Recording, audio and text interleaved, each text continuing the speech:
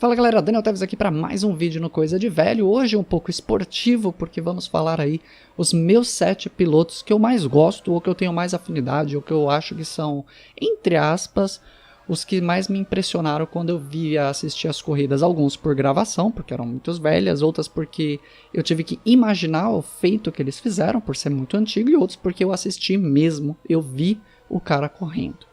Antes de mais nada é preciso dizer que não existe o melhor piloto.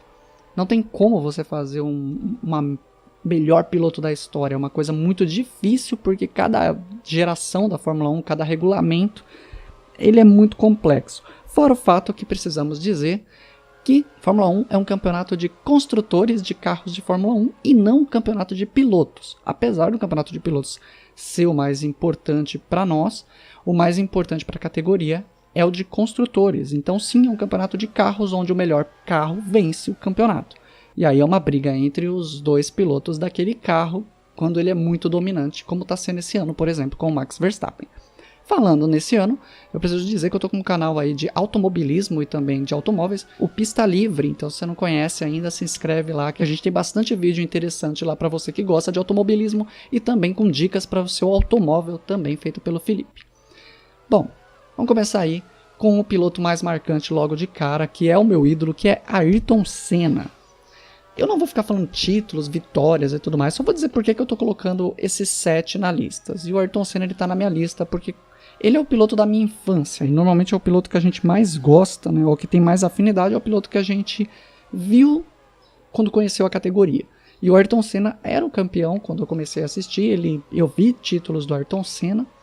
Mas, além disso, é claro, você vê que muita gente tem Ayrton Senna como o melhor piloto da história. Muita gente vai falar, mas ele só tem 3 títulos.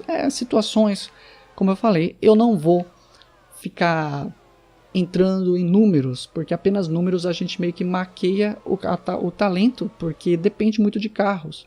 O Ayrton Senna, todo momento que teve um carro competitivo, ele disputou.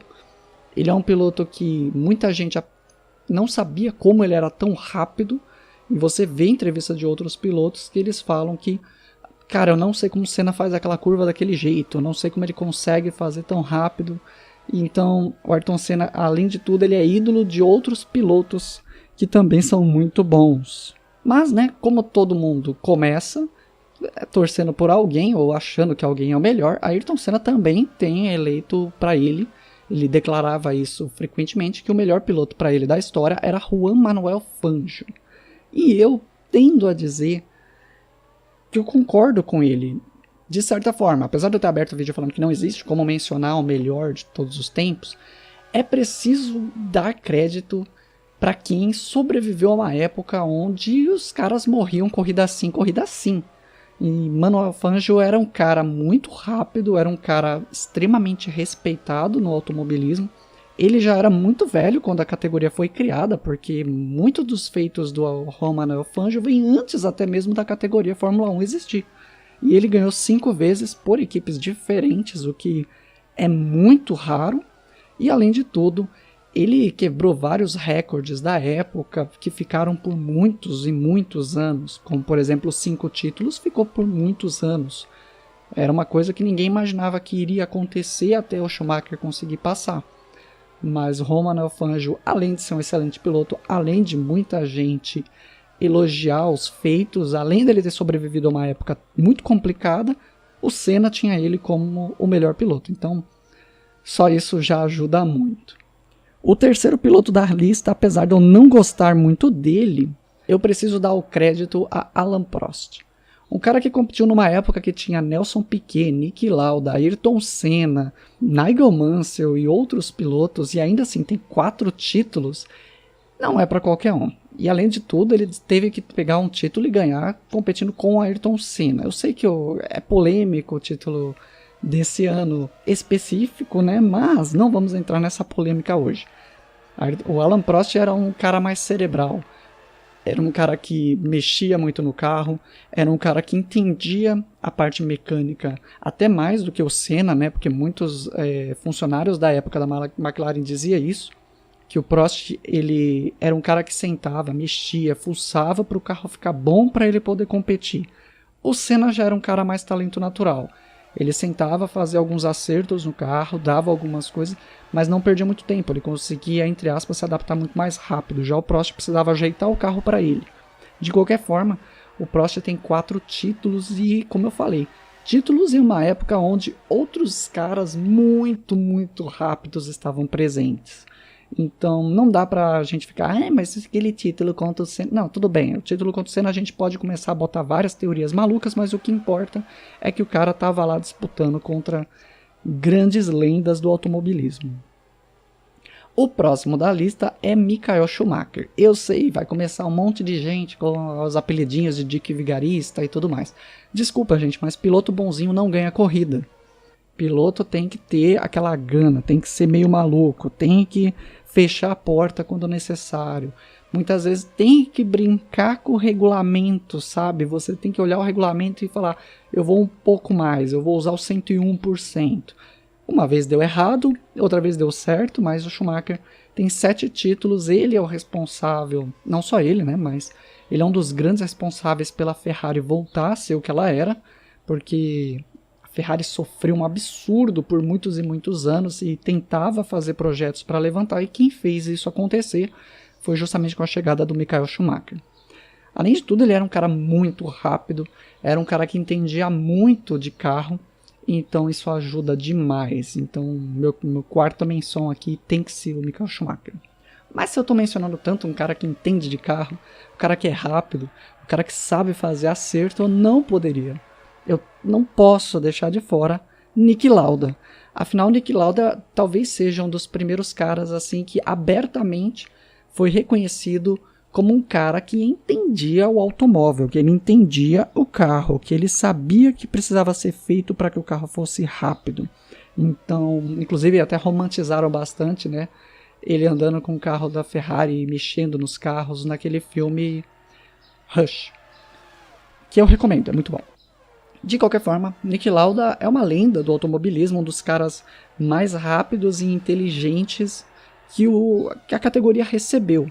E é muito importante a gente frisar que nas épocas desses caras eles tinham que sobreviver às corridas, né? E Niki Lauda, além de tudo, ele sobreviveu e voltou, e ele teria um título a mais se ele tivesse corrido, mas se ele tivesse corrido todas as corridas daquele fatídico ano onde ele bateu, pegou fogo e teve que uma recuperação milagrosa, se ele tivesse corrido as corridas, ele não tivesse sofrido acidente, ele teria ganhado do Hunt tranquilamente. O James Hunt nunca teria sido campeão. Isso não é tipo, Daniel, isso é muito em si. Não, não é um em si, isso é um fato.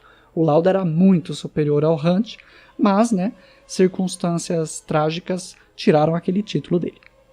Falando para o sexto, eu vou pegar um piloto bem atual, que é o Fernando Alonso, ídolo de muita gente aí, e que ainda está na categoria, ele é exceção, eu não ia colocar ninguém aí que está na categoria atualmente, mas o Fernando Alonso nem deveria estar lá. Aos 42 anos, naturalmente ele deveria estar em outro local, mas aparentemente ele ainda tem muito a entregar nos carros.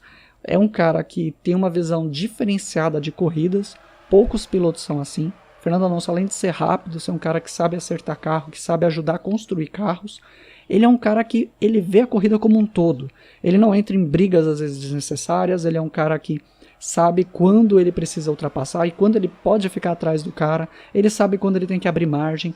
Ele é um cara que consegue prestar atenção no que está acontecendo com todos os outros pilotos através das informações que são mandadas para ele pelo rádio, ele consegue montar na cabeça dele a corrida. Então Fernando Alonso, dentre aqueles pilotos que a gente fala, Fernando Alonso é um gênio do automobilismo.